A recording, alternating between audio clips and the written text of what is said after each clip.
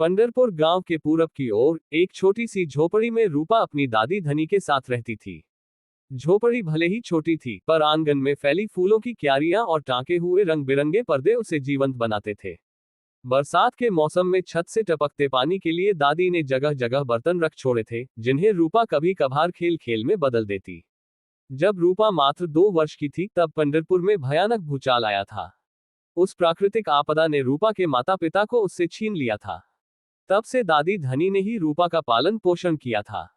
दादी धनी बुजुर्ग थी, उनके चेहरे पर जीवन के अनुभवों की गहरी लकीरें थीं, पर उनकी आंखों में अब भी वही चमक थी जो कभी जवानी में रही होगी। एक सुबह सूरज की किरणें झोपड़ी की खिड़की से झांक रही थीं। रूपा आंगन में रखी खाट पर सूख रहे पापड़ों को हवा दे रही थी। दादी, रूपा ने उत्साह से आवाज लगाई, आज तो मैं भी आपके साथ पापड़ बेचने जरूर आऊंगी। दादी रसोई से निकल कर आई, हाथों में आटे के निशान अभी भी ताजे थे। अच्छा मेरी प्यारी बच्ची, वे प्यार से मुस्कुराई, पहले जो पापड़ सूख गए हैं उन्हें इकट्ठा तो कर ले एक थैले में। जल्दी कर, फिर हम दोनों खाना खाकर निकल जाएंगे। जी दादी, रूपा ने झट से कहा और पापड़ों की ओर बढ़ गई। वह एक एक करके पापड़ों को देखती, जो सूखे लगते उन्हें सावधानी से एक थैली में रखती। काम करते करते उसके मन में विचार आया, बेचारी दादी इतने सालों से लोगों से मांग मांग कर लाए अनाज से पापड़ बनाती हैं और मेरी पढ़ाई का खर्च उठाती हैं। दादी के लिए मुझे कुछ करना चाहिए। उसी समय दादी की आवाज आई, रूपा, ए रूपा, चल जल्दी, रोटी ठंडी हो जाएगी, उससे पहले खाना खा ले। आए दादी, बस आए, रूपा ने जवाब दिया। रूपा ने पापड़ों का थैला एक तरफ रखा और कुछ सूखे पापड़ अलग कर दिए। बचपन से ही दादी ने अकेले रूपा को बड़ा किया था, इसलिए रूपा अपनी दादी की हर बात मानती थी। उसके लिए दादी ही उसकी दुनिया थी। दोपहर के समय दादी और रूपा गांव की गलियों से होकर गुजर रही थी। दादी ने पापड़ों का थैला कंधे पर लटकाया था, जबकि रूपा उनका हाथ थामे हुए थी। बेटा, दादी ने अचानक पूछा, तुझे पता है ना हम पापड़ कितने पैसों में बेचते हैं? नहीं दादी, लेकिन जैसा आप कहेंगी मैं वैसा ही करूंगी, रूपा ने मासूमियत से कहा। दादी मुस्कुरा दी, हम 2 रुपए में एक पापड़ बेचते हैं बेटा। अच्छा, ऐसा है, रूपा ने आश्चर्य से कहा। मैंने अभी गिने हैं, 39 पापड़ हुए हैं। तो बताओ कितने रुपए हुए? 78 रुपए हुए दादी, रूपा ने तुरंत जवाब दिया। वाह मेरी बच्ची, दादी ने प्यार से रूपा के सिर पर हाथ फेरते हुए कहा। जितनी सुंदर और सुशील है उतनी ही होशियार भी। दादी को अपनी पोती पर बहुत गर्व था। काम करने की कोई आलस नहीं, पढ़ाई लिखाई में होशियार और संस्कारों से भरपूर ये लड़की दादी के जीवन का एकमात्र सहारा थी। वे दोनों नदी के किनारे से होकर गुजर रही थीं, जब अचानक रूपा की नजर नदी के पास जमे दलदल में फंसी एक छोटी सी बछड़ी पर पड़ी। अरे दादी, वो देखिए, रूपा ने चिल्लाकर कहा और बछड़ी की ओर इशारा किया। वो बेचारी बछड़ी अकेली लगती है, दलदल में फंस गई है। बेटा, वो सचमुच दलदल में फंस गई है, दादी ने चिंता से कहा। उसे निकालना पड़ेगा, नहीं तो मर जाएगी। पापड़ का थैला नीचे रखकर दोनों दौड़कर वहां पहुंची और बछड़ी को बाहर निकालने की कोशिश करने लगी। बड़ी मुश्किल से दोनों ने बछड़ी को उठाकर बाहर निकाला। इस प्रक्रिया में उनके कपड़े कीचड़ से सन गए थे। अरे अरे, तू ठीक तो है? रूपा ने बछड़ी से पूछा, जो अब बड़ी मुश्किल से सांस ले पा रही थी। बस थक गई है बेटा, दादी ने समझाया। देखो, हमारे कपड़े भी गंदे हो गए हैं। चलो घर चलते हैं। रूपा और दादी एक दूसरे की ओर देखकर हंसने लगी और घर की ओर चल पड़ी। रास्ते में दादी ने कहा, बेटा कल 2 गुना पापड़ बेचने पड़ेंगे। उनके आश्चर्य की सीमा न रही जब उन्होंने देखा कि बछड़ी उनके पीछे पीछे चली आ रही थी। अरे दादी, ये तो घर तक हमारे पीछे पीछे आ गई, रूपा ने कहा। बछड़ी दोनों के सामने खड़ी हो गई और उनकी ओर देखने लगी, जैसे कुछ कहना चाहती हो। अरे तू तो हमारे पीछे पीछे आ गई, दादी ने कहा। सुनो, अपनी माँ के पास जाओ। दादी कुछ सोच में पड़ गईं। लगता है ये बछड़ी अपनी माँ से अलग हो गई है, उन्होंने रूपा से कहा। शायद इसकी माँ मर गई है। यही ऐसा है दादी, रूपा ने पूछा, उसकी आंखों में दया झलक रही थी। अरे जाओ तुम, दादी ने बछड़ी से कहा। हमें नहाना पड़ेगा और अब उस दलदल में मत जाना। रूपा ने एक बाल्टी से थोड़ा थोड़ा पानी बछड़ी के ऊपर डालकर उसे नहलाया। बछड़ी को पानी में नहाकर मजा आ गया और वह उछल कूद करने लगी। अब तुम जाओ, रूपा ने कहा, लेकिन उसके मन में सवाल था, पर इसकी माँ के बिना ये जीवित कैसे रहेगी? तभी उन्हें अचानक एक आवाज सुनाई दी, सुनो, मैं अकेली हूँ। काफी दिनों से अकेले भटक रही थी और उस दलदल में फंस गई थी। रूपा और दादी चौंक गईं। अरे, तुम बोल भी सकती हो? रूपा ने आश्चर्य से पूछा।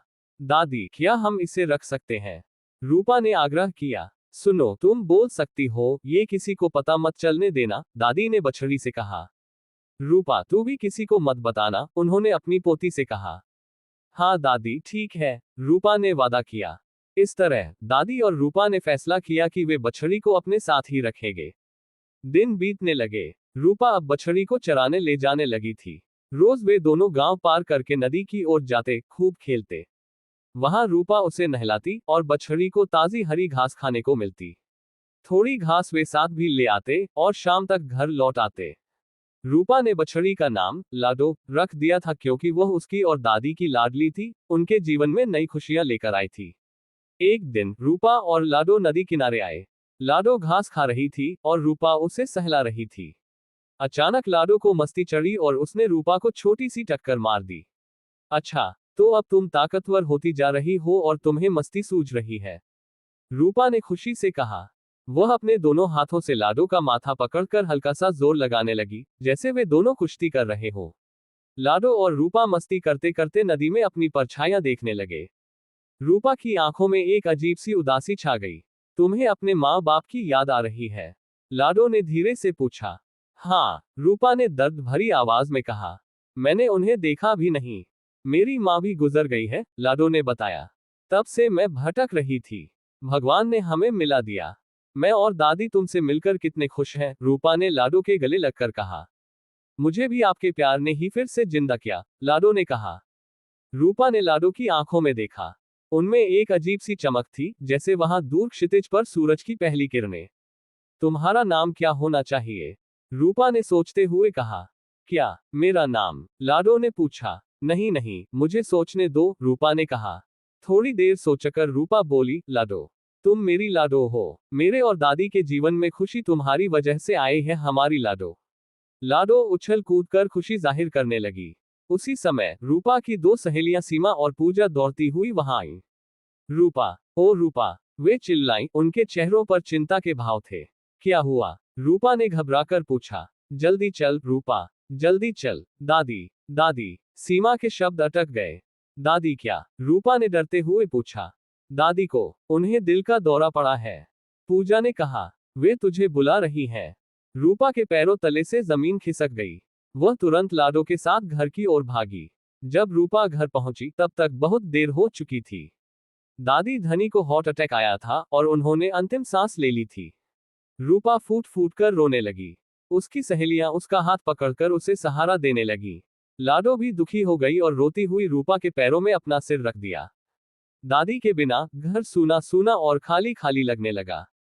रात में रूपा और लाडो दोनों एक दूसरे के पास लेटे हुए दादी को याद करते रहे। लाडो भी रोई जा रही थी और रूपा के पास चिपक कर बैठ गई। लाडो उसे सहलाती रही और धीरे धीरे दोनों सो गए। उन्हें समझ में आ गया था कि अब इस दुनिया में वे दोनों ही एक दूसरे के सहारे हैं। रूपा अपनी दादी के गुजरने के बाद बहुत दुखी रहने लगी थी। दिन रात उनकी याद में खोई रहती और कभी कभी तो खाना खाना भी भूल जाती। लाडो उसका ध्यान रखती, उसे खाने के लिए मजबूर करती। धीरे धीरे दादी के जाने का दर्द कम होने लगा, पर उनकी कमी हमेशा महसूस होती। रूपा ने स्कूल जाना छोड़ दिया और अपनी दादी की तरह पापड़ बनाने और बेचने का काम शुरू कर दिया। वह अक्सर सोचती कि दादी होती तो कितना अच्छा होता, पर फिर लाडो को देखकर उसे ताकत मिल जाती। 5 साल बीत गए। लाडो अब एक सुंदर गाय बन गई थी। रूपा आंगन में खटिया पर पापड़ सुखा रही थी और लाडो पास में बैठी घास खा रही थी। दादी, रूपा ने आकाश की ओर देखते हुए कहा, आपके जाने के बाद कुछ अच्छा नहीं लगता। क्यों छोड़ गई आप? मम्मी पापा के बाद आप ही मेरा सब कुछ थी। उसकी आवाज सुनकर लाडो खाना छोड़कर वहां आए और रूपा को छोटी सी टक्कर मारी। रूपा का दिल रखने के लिए वह अक्सर ऐसा करती थी, ताकि दोनों की मस्तियां शुरू हो जाएं। अरे लाडो, तू इतनी बड़ी हो गई है, लेकिन तेरी शैतानी अब तक नहीं गई, रूपा ने मुस्कुराते हुए कहा। लाडो फिर से उसे धक्का देती है। इतनी खूबसूरत हो गई हो, फिर भी दिन रात रोती रहती हो। ऐसे कैसे घर बसेगा? लाडो ने गंभीरता से कहा। रुक तू शैतान, कहेगी, हम समझती नहीं। अब तेरा वजन बढ़ गया है मेरे हाथों की रोटियां खाते खाते। रूपा ने पलटवार किया। दोनों हंसने लगी। दादी के जाने के बाद रूपा एकदम से बदल गई थी। अपने काम में इतना डूब गई थी कि दूसरी लड़कियों की तरह उसे सजने संवरने का ख्याल भी नहीं आता था। फिर भी उसका रूप मानो पिघलता सोना था, प्राकृतिक, शुद्ध और निखरा हुआ। सभी लड़कियां उससे जलती थीं कि सारा दिन काम करने के बावजूद बिना श्रृंगार के भी वह इतनी खूबसूरत कैसे है। एक दिन रूपा की सहेली सीमा उसके घर आई। सुन रूपा, तू कहाँ रहती है? पिछले एक हफ्ते से तू खेलने नहीं आई है, सीमा ने शिकायत की। हाँ यार, बहुत दिन हो गए, रूपा ने माना। अब भूल जाओ यार। क्या भूल जाओ यार? दादी के जाने के बाद तो सिर्फ लाडो और तुम दोनों मेरी जिंदगी थे। अब पूजा ने भी छोटी बात पर झगड़ा कर लिया। यार, 2 हफ्तों में मेरी शादी है, सीमा ने खुशी से बताया। मैं चाहती हूँ मेरी दोनों सहेलियां आए। तू तो अभी से मुझसे दूर रहने लगी। ऐसा नहीं है, रूपा ने अपना पक्ष रखा। मैं सोच रही थी अपना आंगन साफ करके यहाँ कुछ सब्जियां उगा लूं। बस इसी काम में बिजी थी। अरे लाडो, सीमा ने पीछे मुड़कर देखा जहां लाडो चुपचाप खड़ी थी। याद है बचपन की बातें? हम सब पहले कितना खेलते थे। दोनों सहेलियां अपनी पुरानी यादों में खो गई, कैसे वे नदी किनारे खेला करते थे, एक दूसरे को पकड़ने की कोशिश करते, नदी में नहाते। पकड़ पकड़ मुझे, सीमा की आवाज गूंजी। तू पूजा मोटी होती जा रही है। रूपा की आवाज याद आई। रुक रुक रुक, मैं पकड़ती हूँ। पूजा की आवाज भी याद आई। मोटी होगी तू, मुझे तू पकड़ नहीं सकती। रूपा की आवाज, मैं तो चली नदी में नहाने। सीमा की आवाज, रुको रुको, मैं भी आ रही हूँ। यह आवाज वर्तमान से थी, लाडो की, जिसने अचानक बोलना शुरू कर दिया था। उसको सुनते ही पूजा और सीमा चौंक गईं। रूपा ने लाडो को गुस्से से इशारा किया, क्या कर रही है? लाडो अपनी गलती समझकर झट से बछड़ी की तरह बोलने लगी, मुंह मुंह। उनका ध्यान बटाने के लिए सीमा और पूजा एक दूसरे की ओर देखकर मुस्कुराई। तेरी गाय भी कितनी प्यारी है। उस दिन के बाद रूपा और लाडो फिर से रोजाना नदी किनारे जाने लगे। रूपा पापड़ों का काम निपटाकर लाडो के साथ वहां आराम करती, कभी कभी सब्जियां और जंगली फल भी इकट्ठा करती। एक सुबह रूपा और लाडो नदी किनारे थे। रूपा पत्थर पर रोटियां बना रही थी और लाडो पानी में नहा रही थी। मुझे तो पानी में खूब नहाना है, लाडो ने पानी में छलांग लगाते हुए कहा। हाँ हाँ, तू नहाया कर, रूपा ने मुस्कुराते हुए कहा। मैं काम ही करती रहूं, तुझे क्या नहाने की जरूरत है? इतनी सोनी तो लग रही है तू। तू अपना मुंह बंद कर, समझी? लाडो ने मजाक में चिल्लाया और हंसते हुए पानी में फिर से छलांग लगा दी। अब मैं थोड़ी सब्जियां और दाने जंगल से ले लेती हूँ, रूपा ने कहा। फिर खाना यहीं बना लूंगी, आज बहुत काम है। तभी एक अनजान आवाज ने उसका ध्यान खींचा। सुनिए। रूपा ने मुड़कर देखा तो एक अजनबी युवक वहां खड़ा था। आप कौन है? रूपा ने सावधानी से पूछा। आप कौन है साहब? उसने फिर से पूछा, जब अजनबी ने तुरंत जवाब नहीं दिया। जी, मैं इस गांव में नया आया हूं, युवक ने मुस्कुराते हुए कहा। रूपा उसे भाव दिए बिना अपना काम करती रही। गांव में किस लिए? उसने पूछा बिना उसकी ओर देखे। मैं इस गांव का पहला वाटर सप्लाई मैनेजर हूं, युवक ने गर्व से बताया। मतलब, मुझे शहर से यहां पानी की लाइन लाने के लिए चेकिंग इंस्पेक्टर के तौर पर रखा गया है। तो चेकिंग कीजिए, रूपा ने सपाट आवाज में कहा, फिर से अपने काम में लग गई। क्या? युवक मन ही मन सोचने लगा। इतनी सुंदर और इतनी खड़ूस, कैसी अजीब लड़की है। ठीक है, उसने अंततः कहा। मैं चलता हूँ। जाए, रूपा ने कहा बिना उसकी ओर देखे। जैसे ही वह युवक चला गया, लाडो पानी से बाहर निकली। अरे रूपा, कौन थे ये भाई साहब? उसने पूछा। नए आए हैं गांव में, रूपा ने बताया, रोटियां बनाते हुए। चेकिंग करेंगे कहते हैं। लाडो ने कहा। मैं तो नहा लिया है, तो खाना खा ले। मैं तो आज 2 रोटियां खाऊंगी। ठीक है, रूपा हंसी। रोटियां बनाकर उसने उनमें ढेर सारा घी डाला और लाडो को दे दिया। फिर अपने थैले से अचार निकालकर वह अपनी रोटी खाने लगी। वह युवक, जिसका नाम कुमार था, अभी भी थोड़ी दूर से उन्हें देख रहा था। ये लड़की सबसे अलग लगती है, उसने सोचा। दिन बीतते गए और कुमार अक्सर नदी किनारे रूपा और लाडो को देखने लगा। धीरे धीरे उसने हिम्मत जुटाई और फिर से बात करने की कोशिश की। एक दिन जब रूपा अपने बगीचे में सब्जियां लगा रही थी, कुमार वहां आया। सुनिए, उसने आवाज दी। जी, रूपा ने पूछा, मिट्टी से सने हाथों को झाड़ते हुए। मुझे एक काम था, कुमार ने हिचकिचाते हुए कहा। जी बोलिए, रूपा ने कहा, अब उसकी ओर ध्यान देते हुए। क्या आप मेरे लिए टिफिन व्यवस्था कर सकती हैं? कुमार ने एक सांस में पूछ लिया। ये सुनकर लाडो को गुस्सा आ गया, उसने तिरछी नजर से कुमार को देखा। क्यों? रूपा ने पूछा। 3 महीने मुझे यहाँ रहना है, कुमार ने बताया। गांव में किसी को नहीं जानता। खाना बनाना आता नहीं। लाडो ने फिर से तिरछी नजरों से उसे देखा, जिससे कुमार थोड़ा घबरा गया। लेकिन मेरे हाथ की रोटी शहर के अफसर को भाएगी, रूपा ने शंका से पूछा। अरे आप चिंता न करें, कुमार ने जल्दी से कहा। उस दिन आपके हाथ की रोटी देख ली ना, तब से उसके बाद से कुछ पसंद ही नहीं आया। लाडो की ओर से अजीब सी आवाज सुनकर कुमार डर गया। मैं आपको टिफिन के पैसे रोज दे दूंगा, उसने जल्दी से जोड़ा। ठीक है, रूपा ने आखिरकार मान लिया। कल सुबह आपका टिफिन तैयार कर दूंगी। लाडो ने कुमार की ओर फिर से देखा और कुमार डरकर भाग गया। क्यों उसे डरा रही है? रूपा ने लाडो से पूछा जब कुमार चला गया। तो उसे रोज झेलना है, लाडो ने मुंह फुलाकर कहा। लेकिन क्यों? रूपा ने पूछा। अरे यार, वो टिफिन के पैसे देगा, हमारी अच्छी अच्छी कमाई होगी। लाडो ने फिर से मुंह फुला लिया। इस तरह धीरे धीरे रूपा और कुमार के बीच बातचीत शुरू हुई। रूपा रोज उसके लिए टिफिन बनाती और कुमार उसे लेने आता। वे अक्सर बातें भी करने लगे, अपने अतीत के बारे में, अपने सपनों के बारे में। क्या हुआ था आपके माता पिता को? एक दिन कुमार ने पूछा। हमारे पहले से कोई आमदनी नहीं थी, रूपा ने बताया। मम्मी पापा मजदूरी करते थे, लेकिन वे भूचाल में गुजर गए। फिर दादी पापड़ बेचकर घर चलाती थी। 5 साल पहले वो भी चली गईं। मुझे काफी दुख है इस बात का, कुमार ने सहानुभूति से कहा। मैं अनाथ आश्रम में पढ़कर बड़ा हुआ और अफसर बना। दोनों एक दूसरे की आंखों में देखने लगे। रूपा टिफिन एक तरफ रखकर कुमार के सामने देखने लगी। उसमें उसे अपनी कहानी दिखने लगी, एक अनाथ बच्चा जो अपने बल पर आगे बढ़। 2 महीने बीत गए। एक दिन रूपा और लाडो आंगन में बैठे थे। तेरा पेट थोड़ा बढ़ गया है, रूपा ने ध्यान से लाडो को देखते हुए कहा। घास कुछ ज्यादा ही खा रही है क्या? नहीं नहीं, ये बात नहीं है, लाडो ने शर्माते हुए कहा। तो आजकल कुमार का विरोध भी नहीं करती, रूपा ने छेड़ा।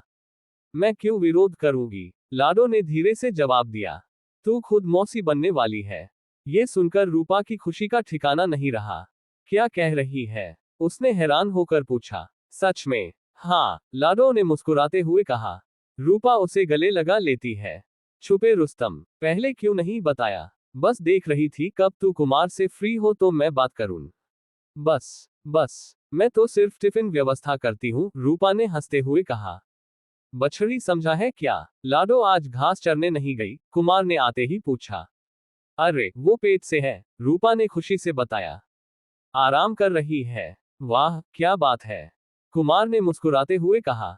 उसे पता नहीं था कि लाडो बोल सकती है, इसलिए वह उसे देखकर भी दंग नहीं हुआ। अचानक लाडो की तबीयत बिगड़ने लगी। वह उल्टियां करने लगी और कमजोर होने लगी। क्या हुआ तुझे? रूपा ने घबराकर पूछा। कुछ बोलती क्यों नहीं? लाडो, रूपा उसे जगाने की कोशिश करने लगी, लेकिन वह प्रतिक्रिया नहीं दे रही थी। कुमार लाडो के गले में हाथ लगाकर देखता है। सुनो, उसकी आवाज भारी हो गई। लाडो नहीं रही। नहीं, ऐसा नहीं हो सकता, रूपा चीख पड़ी। हे भगवान, बेचारी ने मेरा क्या बिगाड़ा था? अपने बछड़े को जन्म देने वाली थी वो अब। कुमार रूपा को संभालने की कोशिश करता है। वह उसका हाथ पकड़कर उसे खड़ा करता है, लेकिन रूपा टूट चुकी थी। पहले माता पिता, फिर दादी, और अब लाडो उसका अकेला साथी, उसकी दोस्त, उसकी बेटी जैसी। लाडो के जाने से रूपा एकदम टूट गई। वह दिन भर रोती रही, न खाना खाया, न पानी पिया। कुमार उसके पास ही रहा, उसे संभालता रहा। शाम को जब रूपा थोड़ी शांत हुई, कुमार उसके पास आया। सुनो, उसने धीरे से कहा, तुम रो मत। क्यों न रो, कुमार? रूपा ने दर्द भरी आवाज में पूछा। मेरी जिंदगी ऐसे ही बीती है। पहले मम्मी पापा के बिना दादी के साथ पली बड़ी। मुश्किल से 2 सहेलियां बनी, उनमें से एक से लड़ाई हो गई, दूसरी ब्याह के चली गई। दादी और मैं अकेले थे, तब लाडो हमें मिली। दादी भी छोड़कर चली गई। अब ये लाडो भी। सुनो, कुमार ने उसका हाथ पकड़ लिया। मैं बहुत दुखी हूं तुम्हारी हालत देखकर। मैं समझता हूं तुम्हारा दर्द, इसीलिए मैं तुमसे एक बात कहना चाहता हूं। क्या है? रूपा ने पूछा, आंसुओं से भरी आंखों से उसे देखते हुए। मैं तुमसे प्यार करता हूं, कुमार ने सीधे कहा, और मैं जानता हूं कि तुम भी मुझे पसंद करती हो। मुझे तुमसे शादी करनी है। अरे नहीं नहीं, रूपा ने तुरंत इनकार कर दिया। मैं अपनी लाइफ में कभी खुश नहीं हुई। तुम्हें कैसे खुश रखोगी, कुमार? मैं खुश रहने के लिए नहीं, कुमार ने गंभीरता से कहा, बल्कि तुम्हारे जीवन में तुम्हारा सहारा बनकर तुम्हें खुश रखने के लिए तुम्हें ये बात कह रहा हूं। लेकिन रूपा हिचकिचाई। गांव की अनपढ़ गंवार लड़की और ऊपर से गरीब, और तुम अफसर। मुझे ऐसी ही लड़की चाहिए अपने जीवन में, कुमार ने मुस्कुराते हुए कहा, जो अच्छी, संस्कारी, समझदार, घर संभालने वाली, वफादार और गरीब लड़की हो, लेकिन दिल से अमीर हो। अब मना मत करना। रूपा कुमार को गले लगाकर रोने लगी। आखिरकार रूपा के जीवन में उसे समझने वाला कोई आया था, एक ऐसा इंसान जो उसके दुखों को अपना दुख मानता था। समय का पहिया आगे बढ़ता गया। रूपा और कुमार की शादी गांव में धूमधाम से हुई। बचपन से रूपा ने तकलीफें झेली थी, लेकिन अब उसके जीवन में खुशियां आने लगी थी। हालांकि वह अभी भी अपनी बेस्ट फ्रेंड लाडो को याद करके रोज रोती थी। एक दिन कुमार ने रूपा को अपने गांव के पास एक नए घर में ले जाने का फैसला किया। वह चाहता था कि रूपा के जीवन में नई शुरुआत हो, नए सिरे से। क्या तुम खुश हो? कुमार ने रूपा से पूछा, जब वे अपने नए घर की देहरी पर खड़े थे। हूँ, रूपा ने धीरे से कहा, पर कभी कभी लगता है, क्या मैं कभी सच में खुश हो पाऊंगी? जरूर होगी, कुमार ने आश्वासन दिया। समय सब कुछ ठीक करता है। एक सुबह जब रूपा अपने नए घर के आंगन में सब्जियां लगा रही थी, अचानक कुमार दौड़ता हुआ आया। रूपा, ए रूपा, उसकी आवाज में उत्साह था। क्या है? रूपा ने पूछा, अपना काम छोड़कर देखो जरा वहां। कुमार ने घर के पीछे के बाड़े की ओर इशारा किया। रूपा वहां गई और देखा, वहीं जहां लाडो की जगह थी, एक नन्ही सी बछड़ी खड़ी थी, बिल्कुल लाडो जैसी। ये रूपा की आंखें खुशी के आंसुओं से भर गईं। हाँ, तुम्हारी लाडो, कुमार ने प्यार से कहा। बिल्कुल लाडो जैसी है ना? रूपा दौड़कर बछड़ी के पास गई। वह बिल्कुल लाडो जैसी थी, वही आंखें, वही रंग, वही भोलापन। कहाँ से मिली? रूपा ने पूछा, बछड़ी को गले लगाते हुए। गांव के पड़ोस के एक किसान की गाय ने बछड़ी को जन्म दिया, कुमार ने बताया। जब मैंने उसे देखा तो मुझे तुरंत लाडो की याद आ गई। मैंने उसे खरीद लिया। धन्यवाद, रूपा ने कहा, आंसुओं से भरी आंखों से। तुम नहीं जानते तुमने क्या किया है। बछड़ी ने अचानक रूपा की ओर देखा और हल्के से सिर हिलाया, जैसे कि हाँ में जवाब दे रही हो। रूपा हैरान रह गई। क्या हो सकता है कि तुम बोल सकती हो? रूपा ने धीरे से पूछा। बछड़ी ने फिर से हल्के से सिर हिलाया। लाडो, रूपा ने चीखकर कहा और उसे गले लगा लिया। तुम वापस आ गई। जिंदगी हमेशा नए मौके देती है, रूपा, बछड़ी ने धीरे से कहा, केवल रूपा के ही सुनने लायक आवाज में। जैसे तुम्हें कुमार के रूप में मिला, वैसे ही मुझे भी। रूपा ने लाडो को और कसकर गले लगा लिया। उसके जीवन में फिर से खुशियां लौट आई थीं। उसके पति कुमार और अब लाडो के साथ, वह जानती थी कि आने वाला समय अच्छा होगा। अब की बार, रूपा ने कुमार की ओर देखते हुए कहा, मैं तुम्हें सच में खुश रखूंगी। हम सब मिलकर एक खुशहाल परिवार बनाएंगे। कुमार ने मुस्कुराकर उसका हाथ थाम लिया। आकाश में सूरज चमक रहा था और हवा में खुशियों की सुगंध थी। पंढरपुर गांव में एक नई कहानी की शुरुआत हो रही थी, प्यार, विश्वास और नई उम्मीदों की कहानी। और लाडो, वह भी जानती थी कि इस बार सब कुछ अलग होगा। इस बार वे सब मिलकर एक ऐसा जीवन बनाएंगे जिसमें दुख कम और खुशियां ज्यादा होंगी। क्योंकि यही तो जिंदगी है, नए मौकों, नई उम्मीदों और नए सपनों से भरी। दोस्तों, उम्मीद है आपको यह वीडियो पसंद आई होगी। अगर वीडियो पसंद आए तो प्लीज वीडियो को लाइक और शेयर करके इस चैनल को सब्सक्राइब जरूर करें। तो मिलते हैं एक और नई वीडियो पे, तब तक के लिए मेरे इस चैनल पर बने रहिए।